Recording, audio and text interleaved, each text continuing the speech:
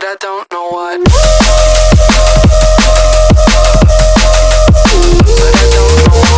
Hello Noisebreakers, I'm sitting here with one of the greatest names in drum and bass, Fox Stevenson. Yeah, he's laughing about you're modest, I guess, right? Yeah. You're one of the biggest names in drum and bass. We're gonna have an interview and we're gonna do it quick and fast and we're gonna have fun. So we're gonna do a speed test for starting. Oh shit, okay. So the first question is, the first thing I do when I wake up is?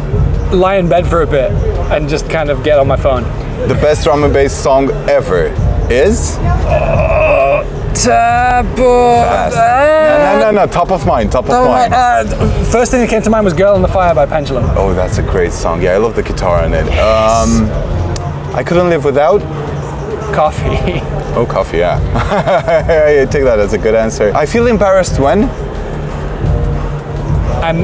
I miscommunicate creatively. That's a good answer. If I could only eat one meal for the rest of my life, I would eat? Greek food. Greek food, yeah, that's tasty. And if I could only listen to one song while I'm eating one food for the rest of my life, what would that be? I'm sorry, I'm not fast. That's too big a question to be fast with. Take your time then. One song, maybe Round Here by Counting Crows. Counting Crows, wow, that's unexpected. I will never forget. My first show. Your first show?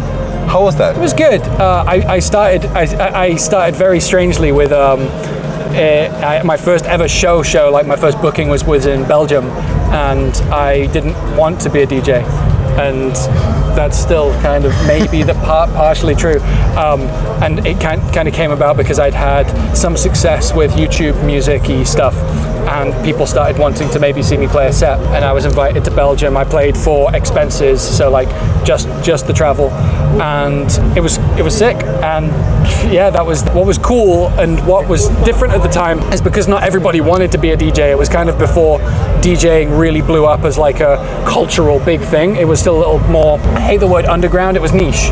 It was niche, yeah. Less people were into it. But the videos of me playing at a show were why I got more shows. Exactly. That doesn't work anymore because everybody plays shows and wants to play shows and they'll take photos and stuff. But back then, the visual of me playing a show got me more shows because it was not typical at the time. It was different, and it got you a lot of shows, and you're here today, and we're grateful for that, by the way. Me too. Next question. If I could magically play an instrument that I'm not playing, like that I'm not mastering so far, like if I could master it like overnight, what would that instrument be? If I could master an instrument overnight, it would be guitar, because I'm not very good at guitar, and I want to be good at guitar, but I don't have the time to be good at guitar. It's difficult. It's a difficult instrument. It is. I can make a noise, but I can't. I'd love to be able to like go. People that do that are incredible for me, by the way. The guitar riff at the opening of Neon by John Mayer. If I could play guitar like that, I think my music would actually just be better. Like straight up, I think it would be better.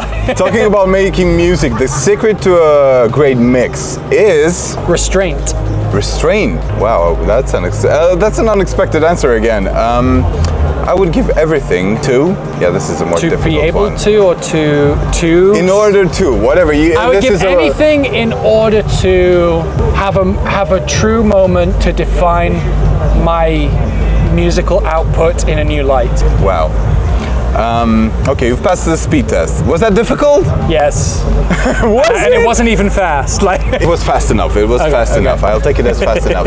Now, how is a day in your life? Like a typical day in your life? Typical day. A normal day in your life. A normal day. So like for example, Monday for me will be I will wake up.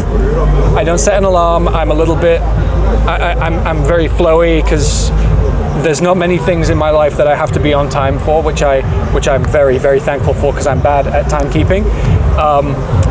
I wake up, I make a coffee, I go to my studio, and I will see where my brain is. Maybe that day I want to play around with some production techniques or continue a production technique that I'm exploring, or maybe I feel like sitting on the couch at the back of my studio with a guitar, playing it badly, singing to myself and finding something. Maybe I'll record a vocal, maybe I'll continue the work from next day. I will go all the way through to when I have to cook and eat, and then after cooking and eating I'll probably hang out for a bit, and then maybe make more music, maybe hang out more, and then I'll play games with my friends. I usually play a lot of fighting games. And Fighting games? Yeah. Oh, that's nice. You talked about making music. Could you take us through your creative process of making music, like from start to finish? I can, but there's a lot of like separate paths to take, in my opinion, for how I go and make my things. So for me, there's two ways to approach making music, and when I was talking about how my brain feels in the morning, it's which of these things I feel like doing. I think that producing and making a piece of production or electronic music comes from a place of wanting to play around with a set of sounds, or how to achieve a certain sound, or what happens if I do this with this kind of thing, and then you pull the thread. And the one really important thing, I think, is to not get lost in what something should be, but what it is. And the moment you get an emotional reaction to something, you've changed the things, and it's like, oh, that's working, stop, move. If that's it, like, do the next that's thing. it. Do the next thing, leave that alone. You have something there, what's missing? And then move on from that. Let that solidify and continue with that. And often, and so this is one of the two ways, this whole thing.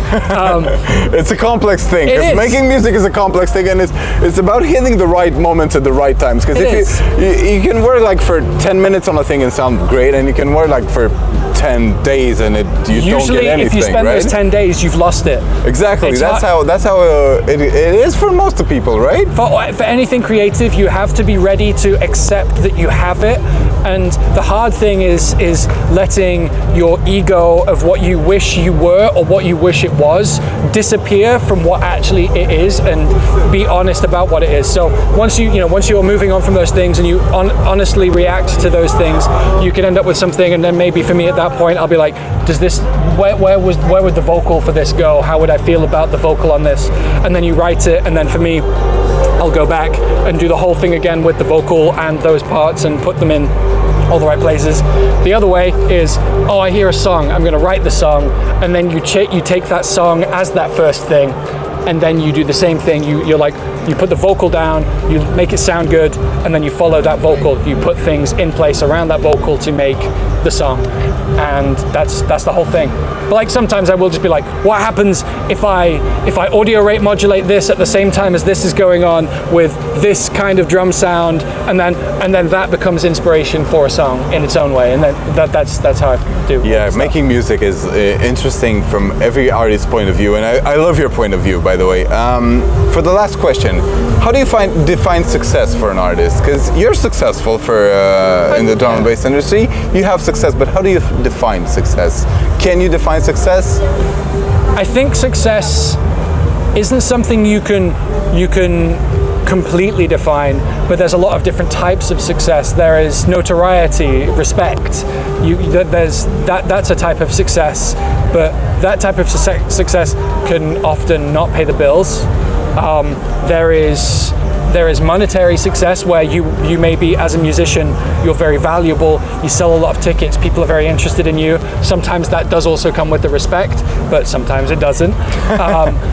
And that's another type of success. I personally, the success I chase is somewhere with another one, which is absolute creative freedom without worry, whilst also being financially secure. So it's kind of like a personal thing, right?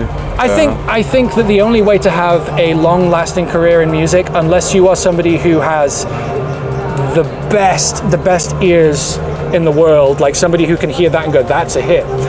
Unless you have that, the best success is being able to freely express yourself in a medium and be able to do that safely and within an environment that you, a financial or fan environment or whatever you want to call it, where you can do that without worrying about it having an effect on your future career to the point that you would maybe not have a career. I couldn't have said it better.